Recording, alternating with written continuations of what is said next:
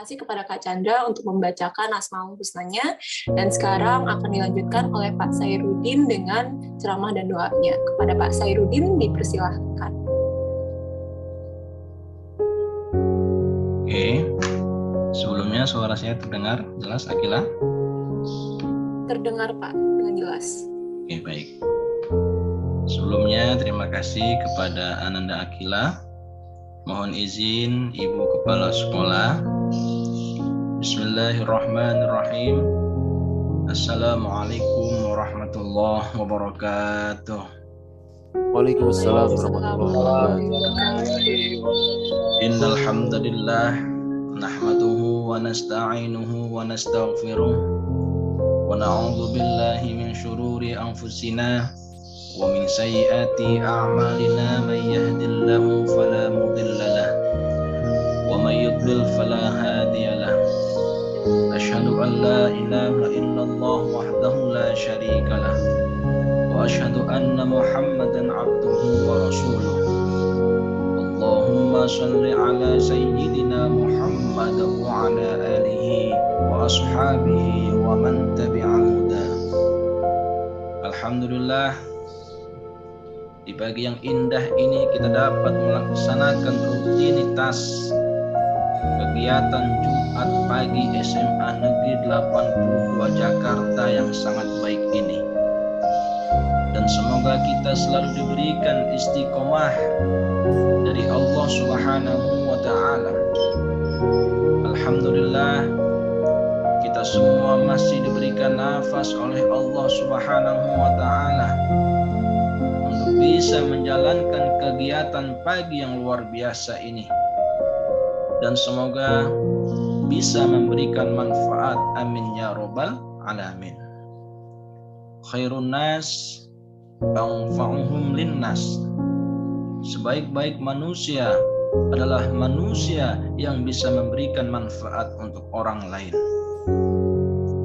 Salawat serta salam selalu kita haturkan kepada junjungan kita, Nabi Agung, Nabi akhir zaman Muhammad sallallahu alaihi wasallam.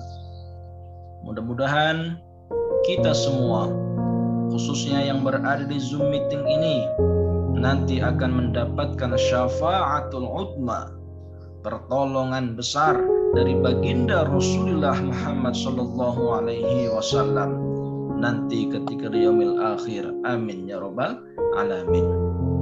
Yang saya hormati Ibu Kepala Sekolah SMA Negeri 82 Jakarta, Ibu Sugiyanti MPD, dan juga Bapak Wakil Kepala Sekolah Bidang Kurikulum Bapak Kiswo, dan juga Wakil Kepala Sekolah Bidang Kesiswaan Bapak Yusuf, dan Bidang Sarana Prasarana yaitu Bapak Udi, serta Bapak Ibu Guru yang saya hormati dan juga anak-anakku yang berbahagia.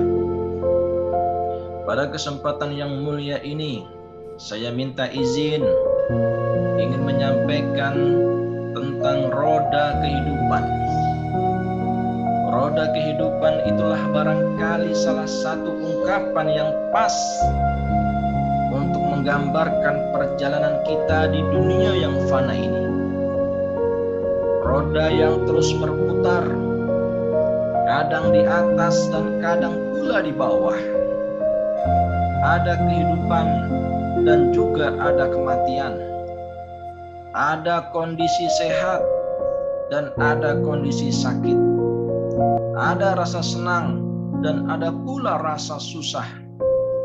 Ada kondisi kaya dan ada kondisi miskin. Ada saatnya naik jabatan dan ada saatnya pula turun dari jabatan. Itu semua adalah bagian dari ujian kehidupan. Allah Subhanahu wa ta'ala berfirman, A'udzu billahi minasyaitonir rajim. Fitnata wal khair bisyarri wa nabluukum, yang artinya kami Allah akan menguji kalian dengan keburukan dan kebaikan sebagai cobaan. Allah menguji bukan cuma dengan keburukan tetapi kebaikan sebagai cobaan. Quran surat Al-Anbiya ayat 35. Beruntunglah para manusia yang sukses dan berhasil melewati berbagai macam ujian yang sangat beragam tersebut dengan baik. Tidak mudah memang untuk sukses dalam melewati berbagai macam ujian yang amat beragam tadi. Terkadang ada yang sukses saat diuji dengan kekayaan, namun ternyata ia gagal ketika diuji dengan kemiskinan. Ada pula sebaliknya, sukses saat diuji dengan kemiskinan, sabar, tabah, semangat, tetapi gagal ketika diuji dengan kekayaan, sombongnya muncul. Ada sukses diuji dengan kesehatan, namun gagal ketika diuji dengan sakit. Sebaliknya, ada yang sukses diuji dengan sakit, tetapi gagal ketika diuji dengan kesehatan. Ketika sehat tidak lupa. Ketika sehat kita lupa dengan Allah yang maha memberi sehat, tetapi ketika sakit kita minta kesembuhan. Ada yang sukses saat mendapat ujian naik jabatan, namun gagal ketika diuji turun jabatan. Ada pula yang sebaliknya, sukses saat mendapat ujian turun jabatan, namun gagal ketika diuji naik jabatan. Bagaimana cara agar kita bisa sukses total secara keseluruhan dalam menghadapi berbagai macam ujian yang beragam tadi? Faktor pertama dan utama yang diperlukan hamba, diperlukan kita semua adalah taufik dan bantuan dari Allah Subhanahu wa Ta'ala. Karena manusia adalah makhluk yang labil. Taufik dari Allah adalah karunia yang diberikan kepada siapapun yang Allah kehendaki. Tidak peduli apakah ia pejabat atau rakyat jelata, pria atau wanita, tua atau muda, bersuku Jawa, Sunda, Sumatera, semua berpeluang untuk mendapatkan karunia istimewa tersebut. Namun kita semua dituntut untuk berusaha dan berikhtiar dalam mengejar karunia mulia itu. Salah satu bentuk adalah dengan mengamalkan nasihat Nabi Sallallahu Alaihi Wasallam. Nabi bersabda, "Syiddati fi ya'rif karrakhai fillahi ila ta'arraf." Yang artinya, kenalilah Allah saat lapang, niscaya Allah akan mengenalimu ketika engkau susah. Hadis riwayat Al-Hakim dari Ibnu Abbas radhiyallahu an dan dinyatakan sahih oleh Albani. Kondisi lapang contohnya adalah saat kita sehat, kaya, menduduki jabatan, dan semisal sebagai itu. Karena kita tidak selamanya sehat, kaya, dan menduduki jabatan, ada waktunya kita akan selesai. Sedangkan kondisi susah, contohnya adalah ketika kita sakit, miskin, turun jabatan, dan yang semisalnya. Dan ada waktunya pula untuk berubah, tergantung usaha dan doa kita secara terus-menerus. Maka saat kondisi fisik sehat, gunakanlah kesempatan emas itu untuk lebih bersemangat dalam beribadah kepada Allah Ta'ala, menjalankan perintah-perintahnya dan menjauhi larangan-larangannya. Tunaikan sholat berjamaah di masjid dan ringan tangan dalam membantu orang lain yang membutuhkan bantuan. Bila itu dilakukan, insya Allah kita akan dibantu Allah agar kuat dalam menghadapi ujian sakit, akan terasa ringan dalam menjalani penderitaan itu, akan dibantu untuk bisa bersabar dalam menanggung ketidaknyamanan, dan mungkin juga akan segera dikarunia kesembuhan oleh Allah Ta'ala. Itulah antara lain buah dari kepatuhan kita dahulu pada Allah saat kondisi tubuh kita sedang sehat. Saat kondisi rizki sedang lancar, tunaikan zakat harta kita. Jangan lupakan saudara-saudara kita kaum fakir miskin dan du'afah. Dukung proyek-proyek kebaikan Islam. Bila itu dijalankan, insya Allah ketika rizki kita serat, ketika rizki kita berada di bawah, keimanan kita akan tetap kokoh karena dijaga oleh Allah Azza wa Jalla.